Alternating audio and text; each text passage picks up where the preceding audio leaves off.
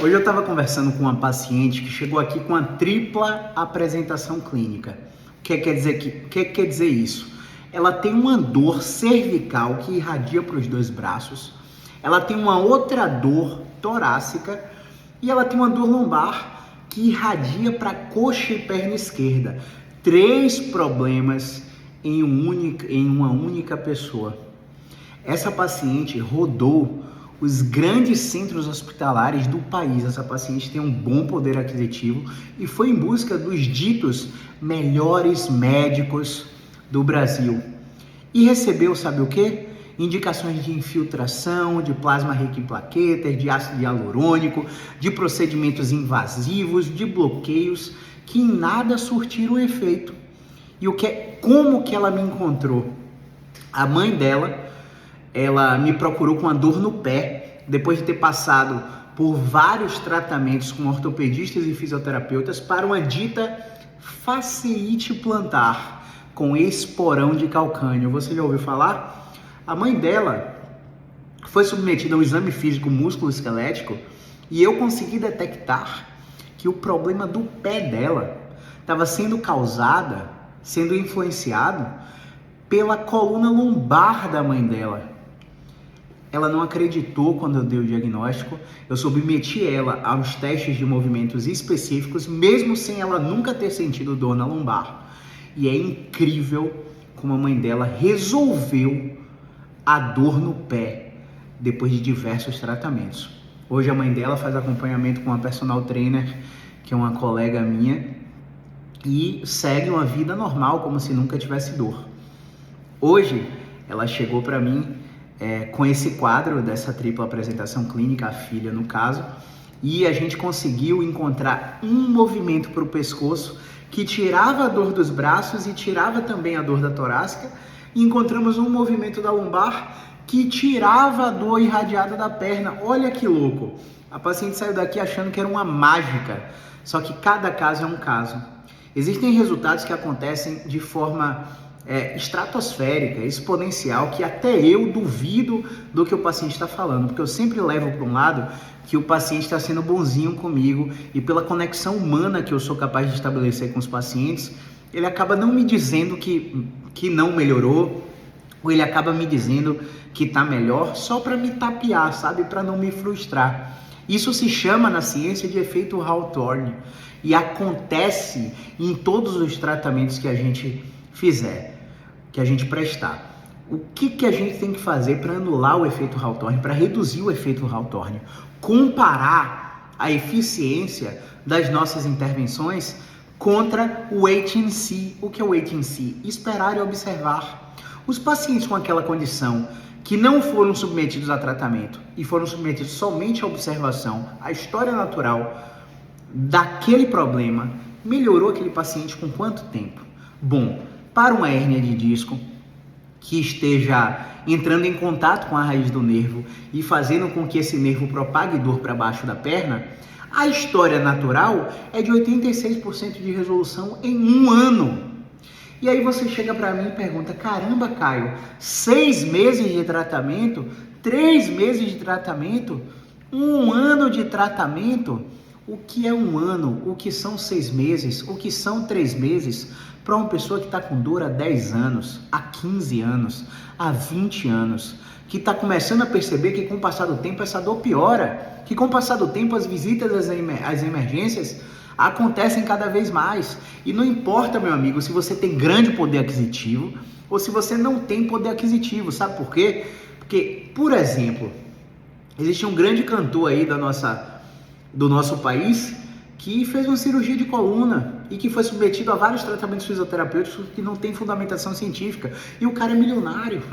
Existe um grande jogador de futebol do nosso país que fez uma cirurgia de joelho recentemente e estava fazendo um procedimento completamente inescrupuloso, que sem necessidade nenhuma, passando por um sofrimento severo, recebendo uma intervenção que não tem fundamentação científica, nem necessidade de aplicação para a condição dolorosa que ele apresentava. Ou seja, ter dinheiro não garante que você vai receber o melhor tratamento. Os terapeutas que vão te dar resultado, na maioria, na média, são terapeutas que vão te encorajar a fazer movimentos, não cultuar o medo em você para vender o seu próprio tratamento. Como assim, Caio? Bom, esse vídeo é para te falar sobre uma dor no pé que melhora quando a gente mexe na coluna, para que você entenda que nem sempre onde dói está o problema. Na maioria das vezes, a dor crônica que já passou de 3 meses, o problema ele está no processamento anormal do sistema nervoso central. E ele é mediado por informações nocivas que você recebe de profissionais de saúde. Então, assim, eu quero te falar também que o seu diagnóstico na imagem não importa, porque nós, fisioterapeutas, tratamos a sua função.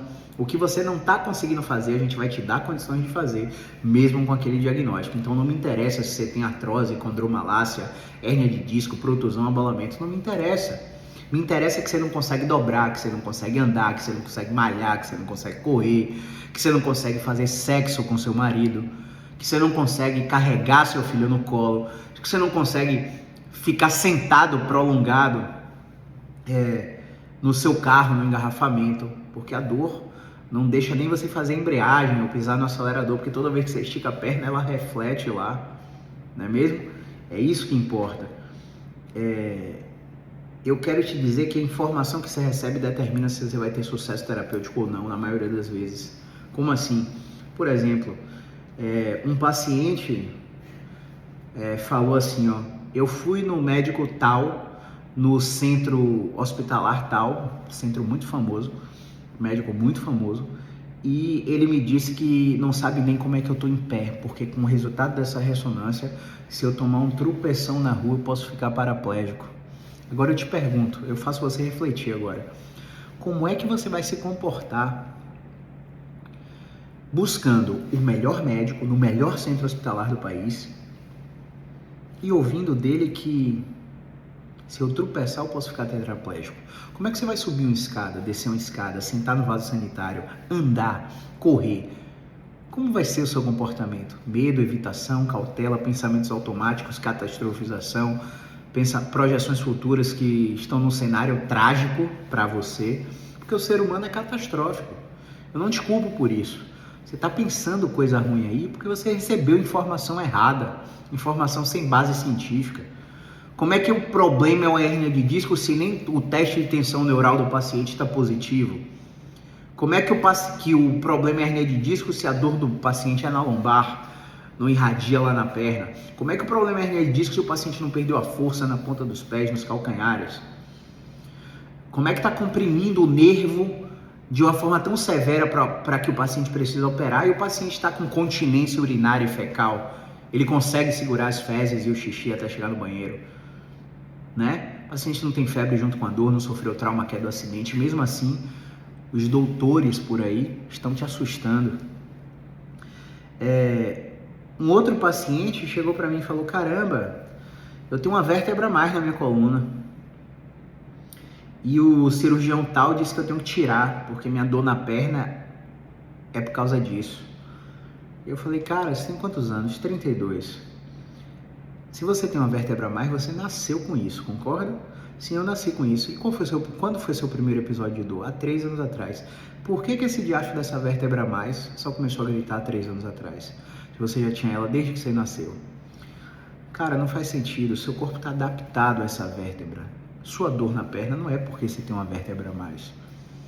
E a gente examinou o paciente, submeteu o paciente a um tratamento e o paciente melhorou em 6 meses de tratamento.